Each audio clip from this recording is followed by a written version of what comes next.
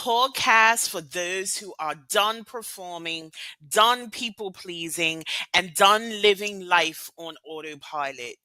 I'm your host, Letitia, the survival mode disruptor, and this is where we create disruptive, unapologetic transformations for those who are ready to exit survival mode and reclaim their power. Every episode is your permission slip to burn the rule book, break the cycle, and finally build a life that feels like yours. So let's disrupt everything that's holding you back and start living life on your own terms. This is your trigger warning. This podcast is raw. It is real and it doesn't sugarcoat what it means to survive trauma, abuse, mental health battles, or even the aftermath of living in survival mode for too damn long. What you hear on Survival Mode Disrupted includes unfiltered stories, graphic details, and a vulnerable truth that may trigger some of the audience. Please prioritize your emotional safety.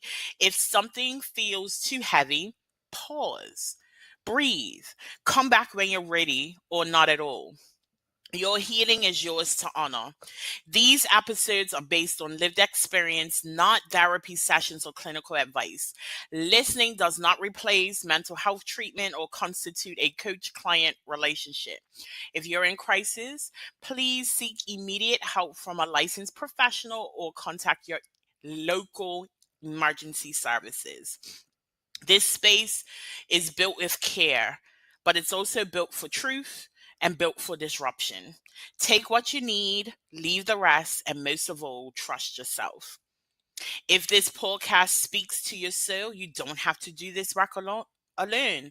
Feel free to join our free Facebook community for high achieving women ready to break cycles and heal out loud. Join us at Disrupting Survival Mode on Facebook, or grab the book that started this movement, Exiting Survival Mode, raw step by step guide to help you identify, release, and rebuild from the survival patterns that have been keeping you stuck. Hello, hello, hello, and welcome back to another episode of Survival Mode Disrupted. This is your host, Letitia, the Survival Mode Disruptor, and I am so excited to have this conversation because our pre-record talk was like fire. So, Jeremy, welcome, and why don't you introduce yourself? Thank you so much. So my name is Jeremy Rodriguez. I am a mental wealth life coach that's dedicating his life to end human suffering and end people from settling from those traumas and those histories and those generational curses that they feel they're incarcerated by. Want to give people that light bulb moment where change is possible. And not only can you change, but it's actually possible to create a life that you're obsessed waking up to. I'm here for it. So, we're going to start by how would you define survival mode? I would to keep it simple, somebody who's always in fight or flight mode, right? Somebody who they're looking at the world and they're looking at their life with the lens of just surviving the day opposed to thriving in their day. It's people that are looking to see how can I escape this reality?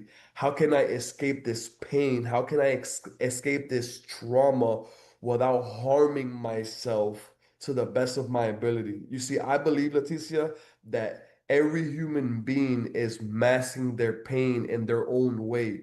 Some people use drugs, other people use violence, other people use video games, other people use sex, other people use gambling.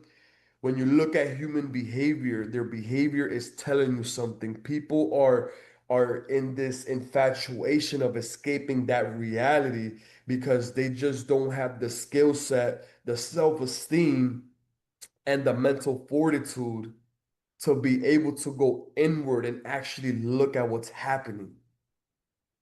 I couldn't agree with you more, which is why I started this podcast in the first place, and I said it came from my own experience, not recognizing that I was living from trauma responses for an extended period of time. Right. So I wanted to start a podcast and share stories that people can relate to. And in that connection, the hope is that they seek the help that they need once they realize that help is possible for their circumstances. So, Jeremy, why don't you tell us your story to and through survival mode? So I was fortunate, like I was telling you prior to the recording, I was fortunate enough to grow up with individuals that didn't have the correct coping skills to be able to manage their life.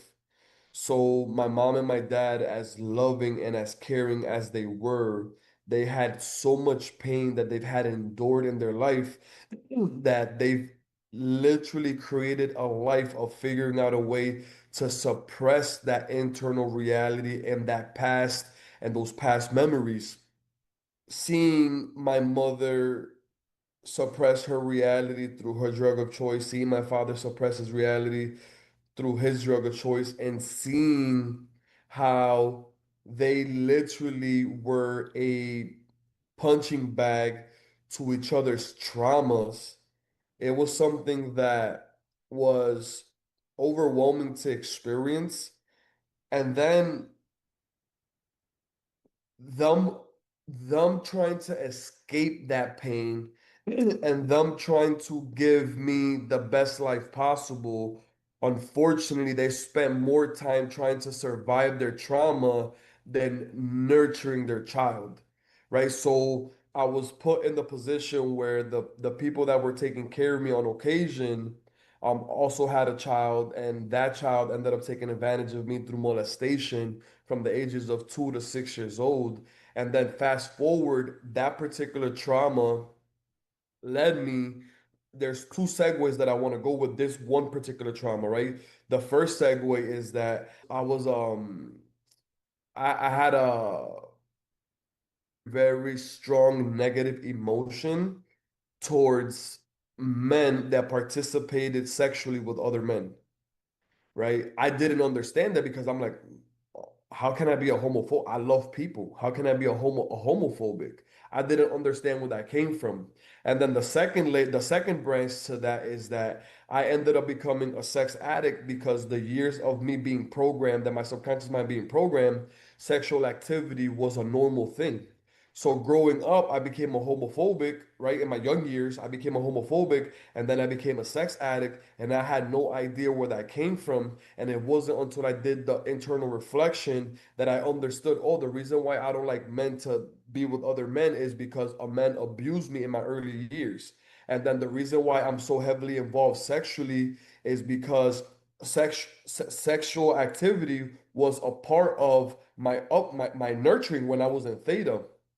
So seeing all of that, experiencing all of that, and then seeing my mother have multiple overdoses in front of my eyes, seeing my mother having to recover from, when they give her the injection for her to come out of that high, and just seeing all of that, it was something for me where, it led me to have massive anger because I didn't have an answer for them. And because I didn't have an answer to them, it led me to have a lot of anxiety, a lot of fear, and a lot of depression. My mind was being so overworked. And because I didn't have healthy outlets and I didn't have the coping skills to deal with my thoughts and my emotions, I just ended up just having this thought that what if I just end my life?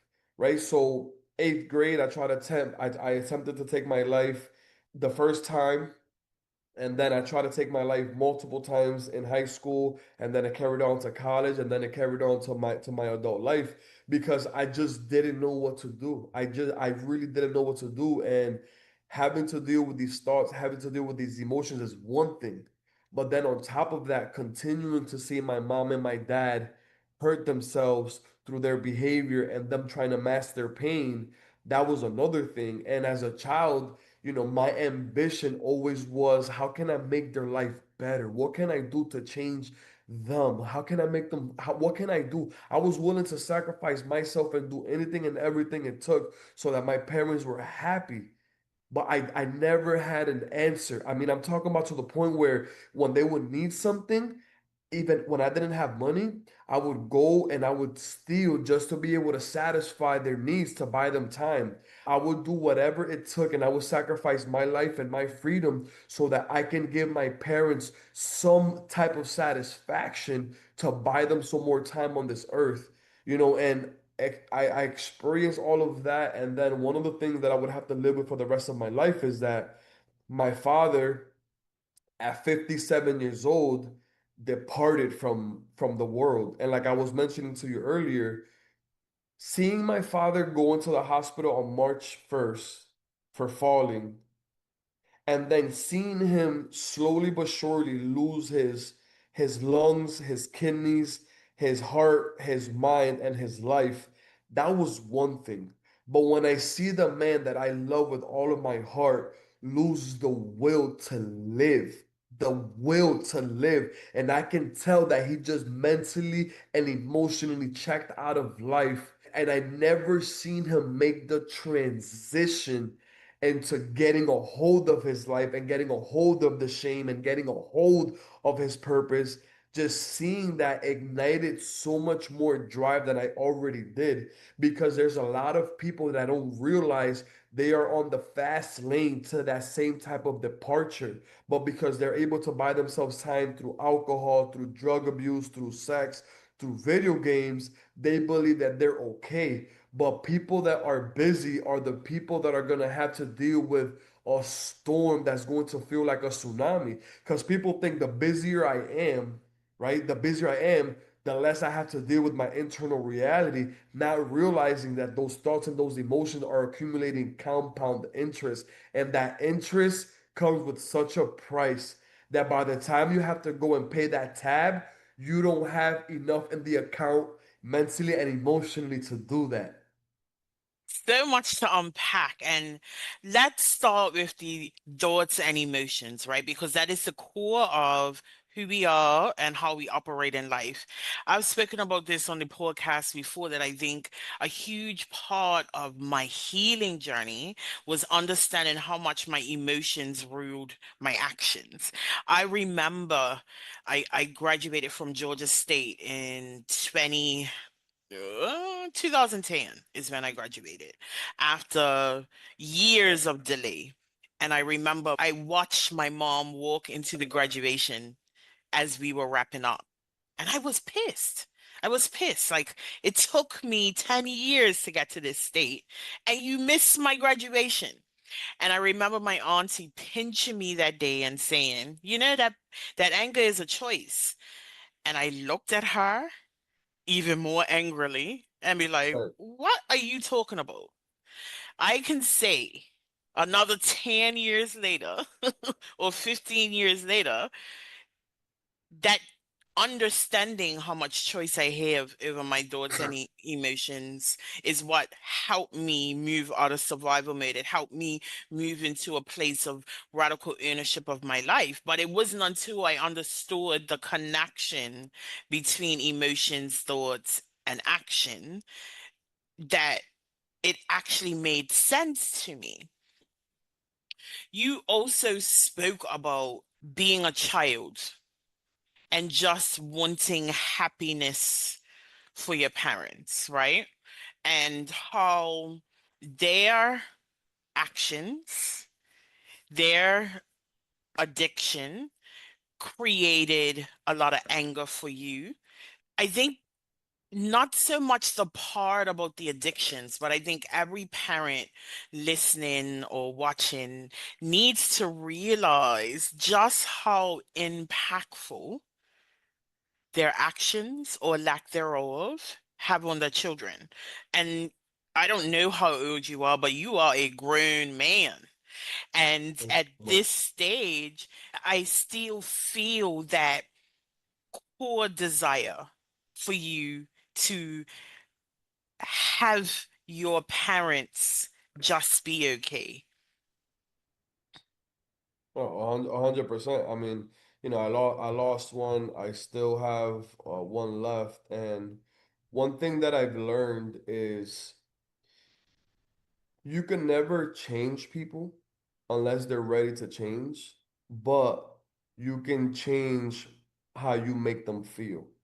Hmm. So anytime I talk to my mother before, it would be more, Mom, when are you gonna do this? And when are you gonna do that? And when are you gonna change this? And when are you gonna change that? And I didn't realize that my intentions were in the right place, but the outcome, I ended up driving her deeper down into the shame because I was causing her to reflect on her behavior, which is exactly what she was running away from. So, because I'm not responsible for changing my mother. I am responsible for changing how I make her feel. So rather than making her feel ashamed of her behaviors, I make her feel like she's the most important person on this planet. So I tell her, in my eyes, you can do no wrong. In my eyes, you are a queen. In my eyes, I worship the ground that you walk on. And I idolize my mother. And she literally tells me every time we talk, because of your words, I am still alive. And I love on her and I make her feel like she is the most incredible human being on this planet because if we go a little bit deeper, I think to myself, man, you know how much effort it takes for you to be battling an addiction, for you to be escaping your pain and still have food on your kids' table, still have clothes on their back, and still have a loving heart. That for me is courage. That's for me is perseverance. That for me is discipline. Despite me doing this and feeling this, I'm still able to do this for my baby. So, my mother is somebody whom I love dearly.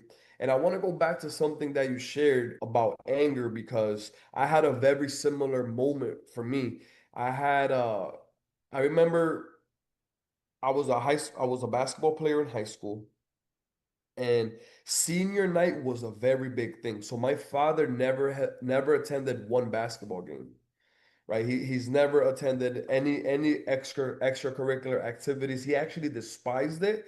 And I think a big reason why he despised it was because it was an outlet that I had that he was never able to create for himself. So subconsciously, he just created resistance towards that outlet. But I remember 60 days prior to my senior night, I'm telling him, Dad, this day, I know that you haven't gone to anything, but this day, I need you here. This day, I need you here. And I was literally doing a countdown. Dad, we got 50 days left. Dad, we got 30 days left. Dad, we have a week left. And I was so hopeful that he was actually going to go and coming through those doors. So I'm warming up. I see my mother walking in through those doors. I didn't see him. So I kind of go to her. I'm like, she goes, and at that point, I genuinely felt so worthless that the spike of anger that I felt at that moment, I could have literally hurt somebody with my bare hands. Because I'm like, man, despite all of this anticipation, despite all of these reminders, you still weren't able to show up. And a lot of people give their children those moments more than they should, and they don't realize why as their children get older there's such a disconnect in their relationship. And resentment, you know. 100%. And you brought up an interesting point. The core of your anger there was that disappointment, right? That abandonment almost. And I think that is often the core of most of us angers, especially if we're experienced trauma. It hasn't been dealt with. We experience something that to someone else seems very slight, and we're like a volcano erupting over something small. But the Yes. core of that anger is the hurt, the pain, the questioning of our self-worth, the abandonment that we feel, right? That's often the core of people's angers, especially someone who, as you had described yourself growing up, a very angry person. So Hmm. you talked about this is where I was very angry. I was a sex addict. How did we transition now into like mindset coaching?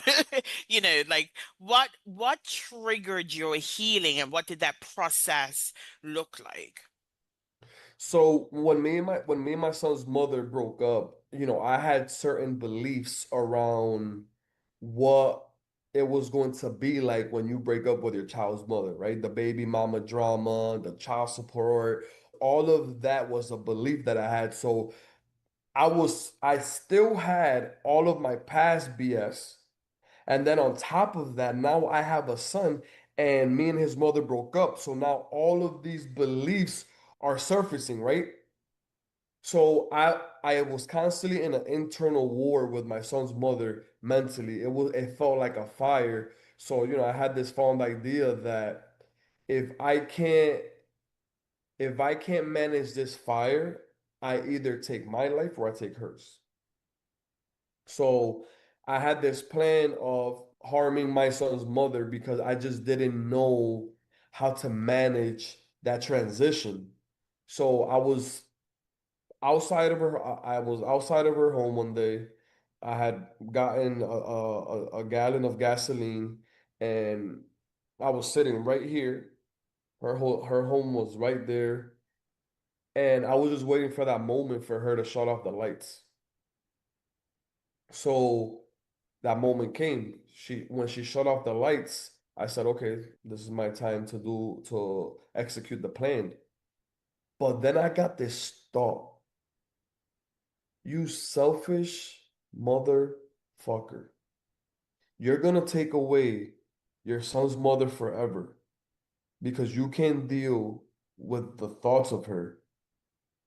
How fair is that?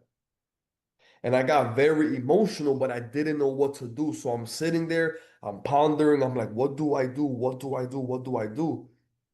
I ended up going on YouTube for the first time ever and looking up how to get rid of negative thoughts. Tony Robbins comes on. I start seeing a video of him. And then I'm like, I start to see another video and another video. And I was outside of her home in tears watching YouTube videos because this idea of law of attraction, of being positive, of changing your life, of manifestation, all of this was so foreign to me. So I just became curious in this information. I'm like, wait, what? I was outside of her home for 2 hours. I ended up leaving. I ended up being up to about 10 in the morning that day. And I just became obsessed with the information, obsessed. And at that point, I didn't know it was personal development. But then as I kept on, learning more and more, I realized that I was personally developing myself.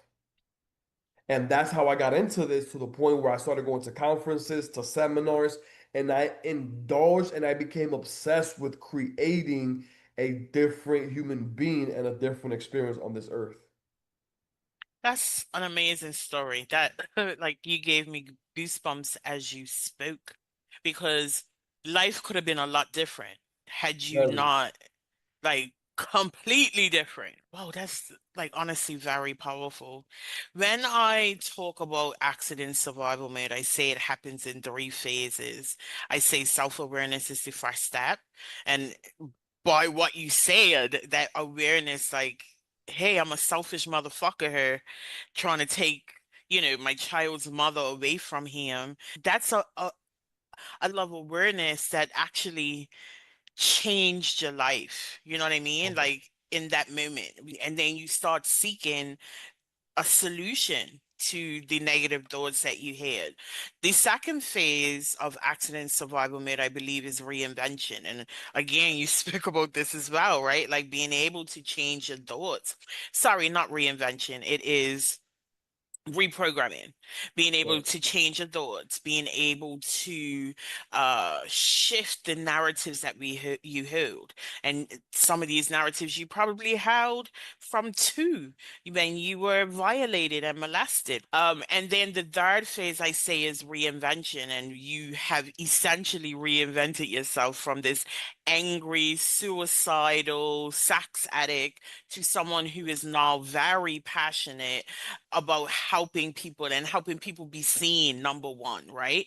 The way you spoke about pouring into your mother made me smile. And I smile from a place of understanding addiction.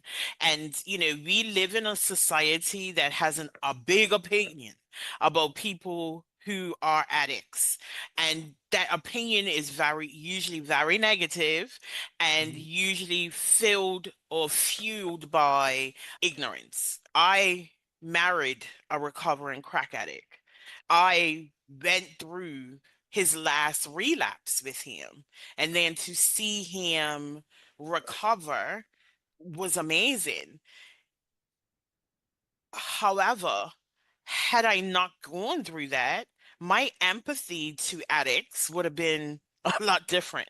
When I hear Correct. people talk about addiction, I now have this understanding that for most addicts, there are three ways out: death, institutional institution, whether that be prison or hospitalization or mental institutions, or recovery.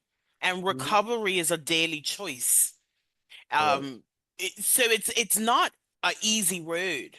And for you to be at a place where to move from that pain that you endured, not even wanting to live, to being able to pour into her, to understand her journey, like that's huge. Like, and I just want to bring attention to that, right? Because at the core of all of us, regardless of the trauma we've experienced, regardless of the circumstances that we've experienced, regardless of the survival identities that we pick up, we are human. Hmm. And we need to be treated as human. And I say this all the time, the world needs a lot more grace and a lot more compassion because people are out here battling real shit and Yes. don't have the tools to navigate. So they do what is best in that moment to calm the thoughts that are inside their head, to silence their pain. And none of us are exempt from it. The only thing that's different is the vices that we use to do so. Exactly. And some of us have healthy vices because we were exposed to tools that allowed us to make different decisions. But Mhm. on the other hand, not everybody had that exposure, and we are just out here doing the best that we can.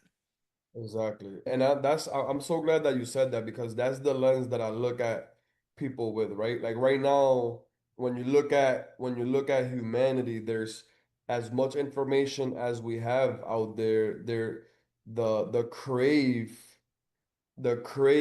for people overcoming their past is greater than ever. There's just a crave. And you got people that use certain substances, but I think the greatest vice right now is attention, which is why these social media platforms have become so powerful. They are amazing tools, but people don't realize how much they're addicted to that instant gratification and that dopamine fix that makes them feel validated as a human being. And why is that, right? Why is it that attention is so powerful? Outside of you trying to grow your business as a human being, a lot of people's livelihood is truly dependent on how much attention they can receive on a daily basis from people outside of them.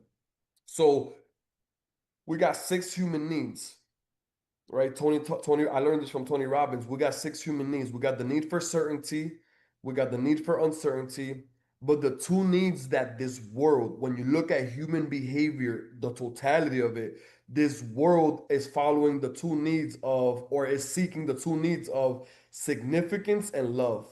people are desperate. I mean, think about how many reality TV shows around love is that there is. And think about what people are willing to do just to get those likes and those comments to buy them time for their lack of self-esteem. So that's a big reason why the vice of attention is so significant because significance is a human need. And one of the things that I advocate for, and I've worked with people from that come from Section 8 to multi-millionaires. And what's common about most people, the root cause to most people's problem is a lack of worthiness. A lack of worthiness and you feeling insignificant. Not, I want to go deep, but I want to go slow because I get so animated and passionate about this. When people hear the lack of significant, they can constantly go into a defense mechanism and go, no, but I'm not. I feel worthy. You may consciously feel worthy, but your behaviors are gonna show what's happening in your subconscious mind.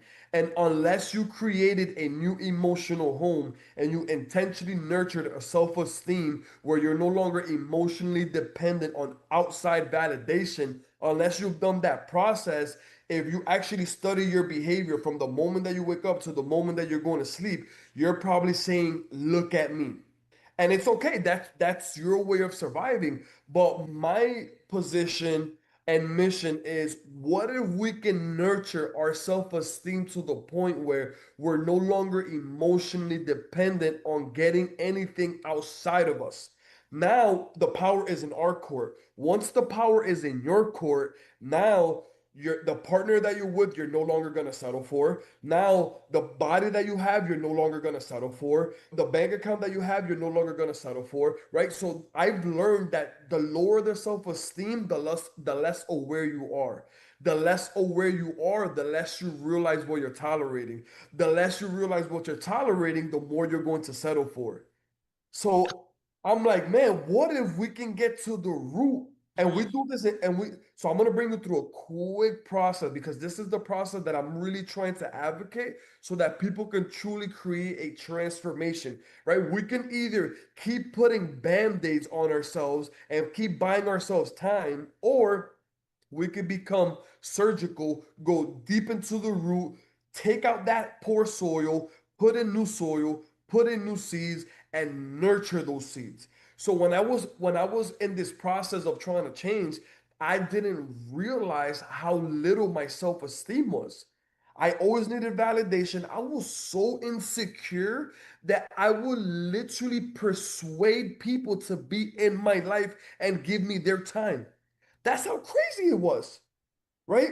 So I'm like, okay, if I wanted to transform my life and become bulletproof and have this conviction where I really make decisions off logic and not emotion, what would I do? How can I start? And this is for anybody that's listening and for anybody that's listening live on TikTok. For you to transform your life, you have to understand we have to come to terms with ourselves and accept ourselves.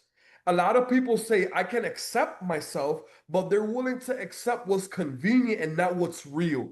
mm, Let's accept the good, the bad, and most importantly, the ugly. Because once you can truly accept every part of you, your skeletons, your traumas, your bullshit, now you're no longer craving for the world to accept you. The world is, this is so the, oh my God, the world is only accepting a perception of you because you're so afraid of judgment that you're only sharing with people what you want them to see and not what's real. So mm, once you're able to be accepted, you're no longer afraid. And when you're no longer afraid, you can build relationships off of real and not need, right? And once you can get to that, now your experience becomes different. So accepting ourselves is the first phase, the good, the bad, the ugly. Now is how can I learn to respect myself? For me, I had no self-respect. I was willing to give myself up to anybody at any time, and I was willing to persuade other people to engage with me because of how insecure I was. I had no self-respect. So I'm like, okay, self-respect was great, but my perception of self-respect was punching somebody in the face for verbally trying to abuse me or for physically trying to harm me. That's the ignorant lens of what self-respect is. I then realized self-respect is having the ability and the discipline to say no with no explanation and having a boundary that's no longer negotiable. But here's the thing. It's not just about saying no to other people with no explanation. It's about saying no to yourself with no Mm-hmm. explanation. No, I'm not going to engage in this thought. No, I'm not going to engage in this habit. No, I'm not going to make this decision because I know that in order for me to respect myself, I have to make decisions with logic and not emotion. Watch this. Our emotions are directly tied to our past. So anytime you make a decision with your emotion, you're giving yourself the opportunity to relapse. And this is why self-sabotage happens so frequently. Woo boy. Let me keep. Let me Listen. finish this process because this is gonna get Okay, deep real quick, okay. Leticia. I'm gonna try to wrap up. My goal is whoever's in front of me will never leave the same. That's my standard. Whoever watches me, whether it's for the first time, like these people on TikTok, or whether it's whatever the case may be, like I'm always looking to add real value to the world. So, okay, learning how to say no without negotiating, and then learning a boundary with yourself and with others where it's no longer negotiable. Then it's the self-esteem. How do we build the self-esteem? Right? Because this is the root cause to a lot of people's issues. There's three components. The first thing is your self-image. If you see yourself as unworthy, then you're gonna be that. So changing how you see yourself, right? Going from insecure, needing validation to seeing yourself as this powerful motherfucker that's unstoppable. That's a transition. That's a shift in perspective. That's an identity shift.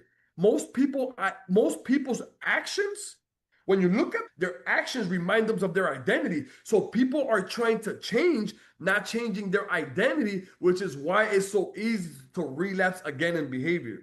So changing your self-image, changing how you feel about yourself, and then changing how you treat yourself. So if I see myself as worthy, if I feel worthy and I treat myself as somebody worthy, what am I? I'm worthy. But most people don't do that because most people are taught to put a bunch of band-aids, right?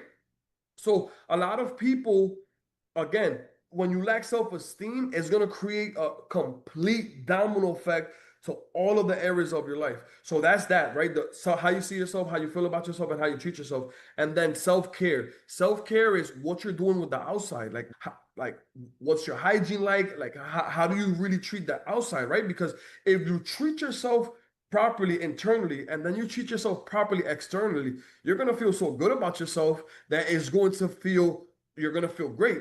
The problem is that a lot of people focus on self-care. They try to decorate the exterior because the more prettier the exterior is, the less people will see how insecure they are in the inside. So that behavior with this world of BBLs and having to put on this makeup and these lashes, all of that really boils down to the better I look on the outside, the less people will see me on the inside. So now if you're able to do that, right? If you're able to go from not only are you working on the inside first, but then you're complementing it with the outside, now the outside is just a standard and not a band-aid. So Mm-hmm. that's self-care, self-love. How many people don't talk about self-love and how many people don't have a wrong impression of what self-love is? A lot of people confuse self-love, self-care, and self-esteem. We know what self-esteem is. We know what self-care is. Self-love, Leticia, is having the discipline to protect the relationship between your thoughts and your emotions. Because the only thing that can cause suffering is your thoughts and your emotions. The only thing that can cause success is your thoughts and your emotions. A thought is never good or bad. Your perception of the thought is going to make that thought good or bad. That perception is going to lead to an emotion, and then the emotion is going to affect the thinking. That's why every time you think something and you feel something, you go at 100 miles an hour, which is the rat race that people are always looking to escape because of how much the emotion impacts the thinking. So you really implement self-love and then you make a different choice that you made yesterday, that's going to lead you to feeling good by default.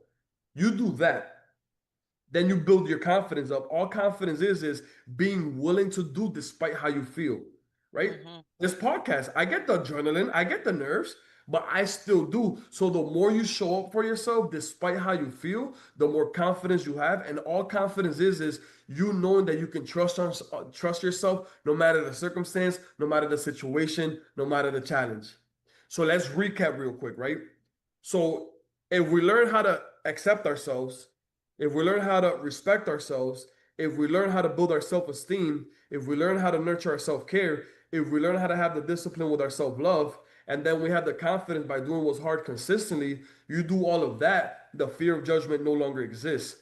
Once the Mhm. fear of judgment no longer exists, now you're putting yourself in a promising position to live life with purpose and meaning because you're gonna do what you're meant to do rather than doing what you're reacting to do based on your upbringing. Listen, you took us to church. I'm You took sorry us that to I'm church. sorry that I get so animated. I just don't know how to No, not. I love the passion because I am the same. I'm telling you, I am the same when I get Oh, down to sweating it bullets. because I know I see. But no, but this is listen, guys, we have a passion to help you change your life. This is why we have these platforms. This is why we show up. And it's not coming from a place of let me preach to you. It comes from a place of lived experience. We have been there.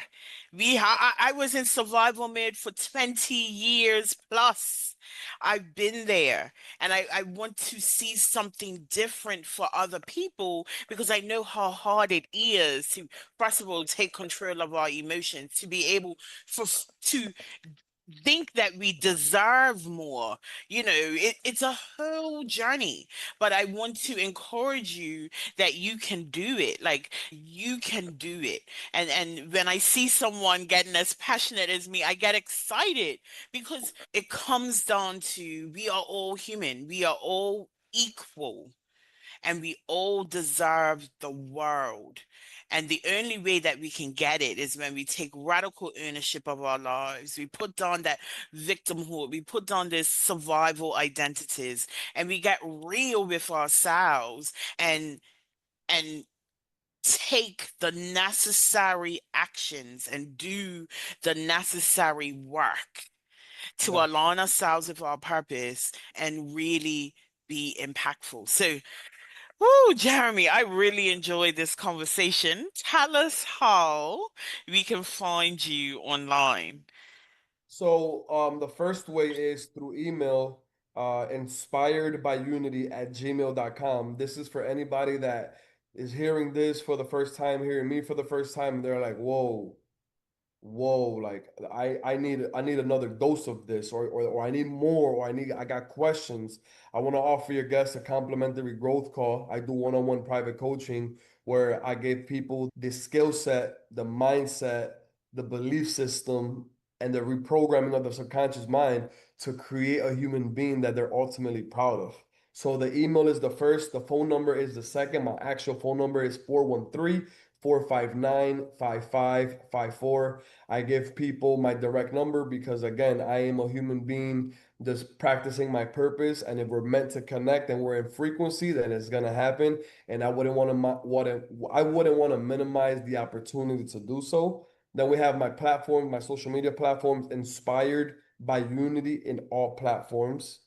Instagram, Facebook, TikTok, Twitter, all of it is inspired by Unity. But yeah, listen, for anybody listening, again, as you can see, I'm very passionate about this because I truly believe that on this earth, to be that transparent, real, raw, vulnerable human being that's not afraid of judgment, to liberate people from so much.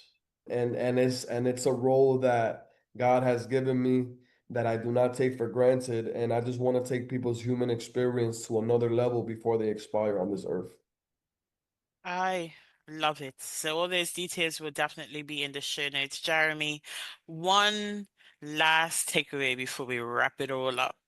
Something that they can action today.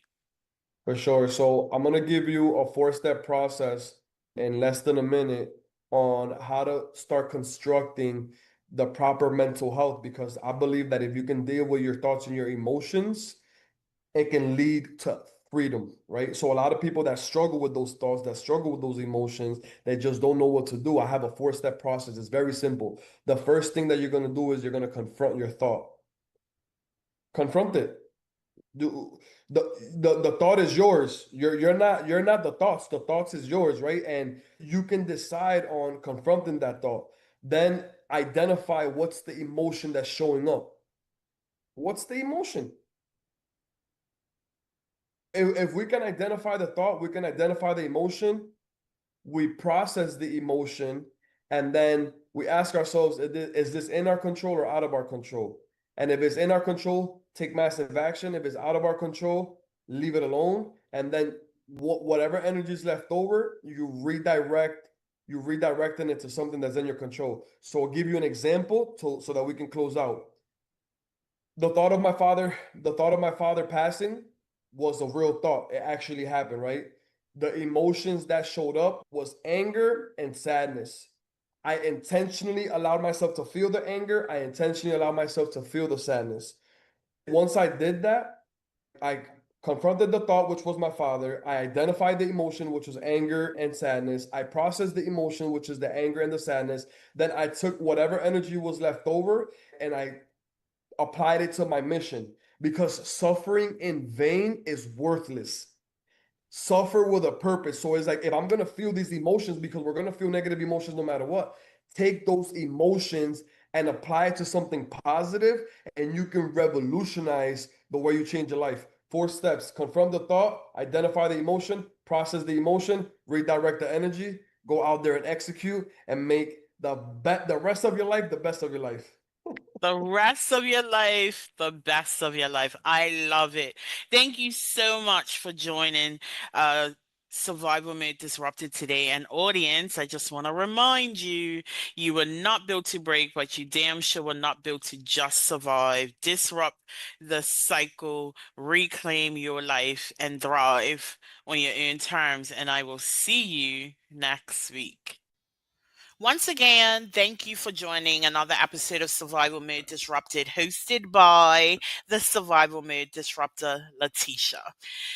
You didn't land here by accident. This conversation, it probably cracked something open on purpose, because survival mode isn't just a phase, it's a pattern, an identity, a prison masked as strength. But here's the truth: you're not broken, you're just unfinished. So if something stirred in you today, don't ignore it, don't numb it, move with it. And I want to once again invite you to join Disrupting Survival Mode, the Facebook community where healing is loud and messy and real. I also want to invite you to buy my book, The Survival Mode Exit Plan, because your breakthrough deserves a blueprint. And if you felt seen today, be sure to share this episode with someone who needs to hear it.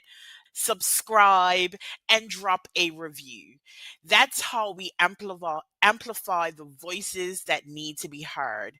And remember, this isn't about fixing yourself. This is about finding yourself again beneath the rubble. Until next time, choose ease, choose power, choose you. This is Survival Mode Disrupted. Let's keep shaking shit up.